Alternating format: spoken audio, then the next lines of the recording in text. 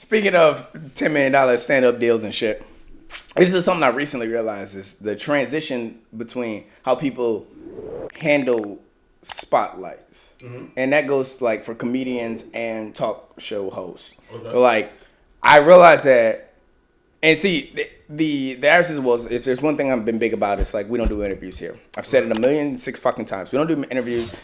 I'm not going to bring you on the show and be like, yo, like, so what got you started, all that bullshit. First of all, if I do that, I can't really bring you on again unless you're dropping some new content. Right. Hold my dick. So with that being said, I'm noticing a lot of people are transitioning because what interests the culture now. Right. When, not just what interests the culture, what affects the culture. And I say that because, like with stand-up comedians, they are bigger about not just telling jokes, but telling stories and making jokes out of them. Right. Like, it's not often a stand-up comedian will go, hey, this, that, third. Oh, shit. Cancel culture. Get that out there right now. It's not often a person will just come out and make a joke about a transgender person. Right. But if they talk about their interaction with a transgender a person, and then they make a joke out of it, you're a little bit more accepting about it. Right. Society's a little bit more accepting about it. Right. Interviews. It's easier to relate to somebody that's telling a story about their life as opposed to like you just asking a bunch of questions. Right. If somebody just if you bring somebody on for a show and they're just talking about their life and y'all are having life-related conversations, your audience is going to sit there and be like, okay, all right. I mean, maybe I would have handled that differently, but I understand where it's coming from. Or like, yeah, that's what I would have done. Or, oh, I never thought about it like that. Right. It creates more experience for the audience as opposed to just doing interviews or just doing your show. Yeah, just doing fucking stand-up. So, and that's why that's one of the big things. I'm glad I realized that was something I was pursuing before I actually started doing it. Right. But, or before I realized it was bigger. But storytelling is better content these days. That's why vlogs make the numbers that they make. It's stupid, but it's a thing. There's a difference between better and safer. Facts. Fucking with a condom is amazing. Fucking without one, bitch, let's get married. You know what I'm saying? Like, wait, that's your first thought, fucking without a condom? No, but what I'm saying is I was like, I have so many other steps that come in between that. Like CVS. Wow. That is the first thought that goes to my head is like, what time does CVS open in the morning? You're stupid as shit. No, my whole thing about that is, what I mean is like back in the day, and I always use Eddie Murphy's Delirious as a jumping off point because one of the funniest jokes in that whole stand up is where's faggot section at? So I know which way not to show my ass, right? And the biggest thing about it is, it's like I was talking to somebody and I was like, yo, Dave Chappelle can say what he wants because he got the heart of the people. He's also transcended cancel culture because he doesn't give a shit. That's what I was about to say. My homegirl was like, fuck the heart of the people. He don't give a fuck what nobody say. And at the end of the day, that's what we have to realize. We are now in a culture to where no matter what the fuck you say, like, anybody can be mad about anything. So if I tell a story and I soften it up, I can still bring my point across. You see what I'm saying? But I'm going to tell you one thing about that is the transition Dave Chappelle has made, which complements what I was just saying. Dave Chappelle came out on his last 3-4 stand-ups and told story. Everything that came out was, what's the one where he's wearing the fucking olive green jumpsuit? That's Sticks and Stones. I just watched that shit 3 days. All he did was tell stories. And I'll give you that. But when he did Killing Them Softly, those were jokes. But at the same time, tell me somebody else. Kevin Hart couldn't get up there and do that same motherfucking set that they did and get the same reaction. His audience is different. But fuck the audience. But that's what it is.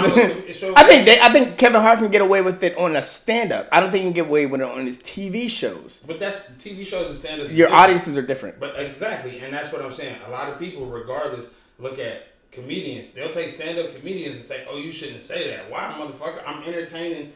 Everybody in this motherfucker is probably 28 and up. Mm-hmm. If you motherfuckers can't take jokes, like we gotta be able to understand this. Are you saying old people can't be sensitive?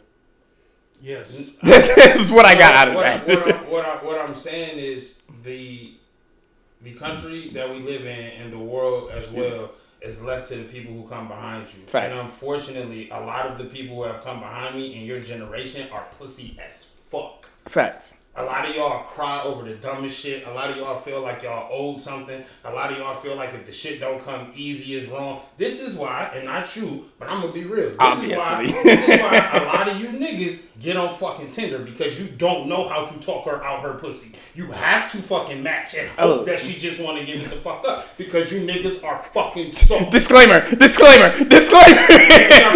not talking about niggas like me, okay? I know how to talk you out of your drawers. I'm just saying. I'm on Tinder because that's untouched realm. Not untouched realm. I've been on Tinder before, but it's uncharted territory in a sense. So it's like, let me dive in some new shit. Because again, talking to new women is different. But sorry, I had to disclaim that, get defensive. That's cool too, but I see a million new women every fucking day. Miss me with that shit, man. Like I get it. If that's what you want to do, that's cool. Oh, it's only because COVID and 10 o'clock shutdowns and all that shit. Yeah. Nigga, I'm busy from fucking 6 in the morning till 10 at night.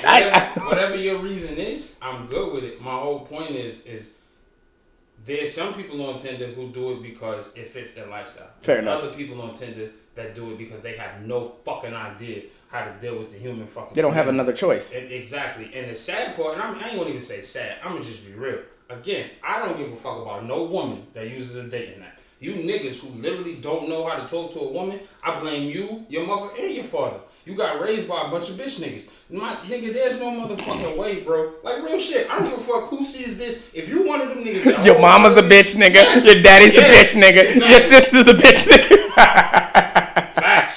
But I feel it 100%. I feel it. Because regardless of what technology has given us, if you can't interact with the other... Like, that means that you're using this technology as your fucking voice. But when you get with the human, the only thing that you can do is fuck. Yeah. You can't enjoy that person. Mm-hmm. He's a fuck boy. Get the fuck out of here. This is why niggas like me can come fuck your bitch. Because you niggas really don't have shit else to offer. You fucking her for about 3 weeks in a row. All of a sudden, the dick then got whacked. And a nigga like me who actually can fucking talk your bitch out her drawers and have her paying rent. You niggas is whack. You niggas in your generation, bro.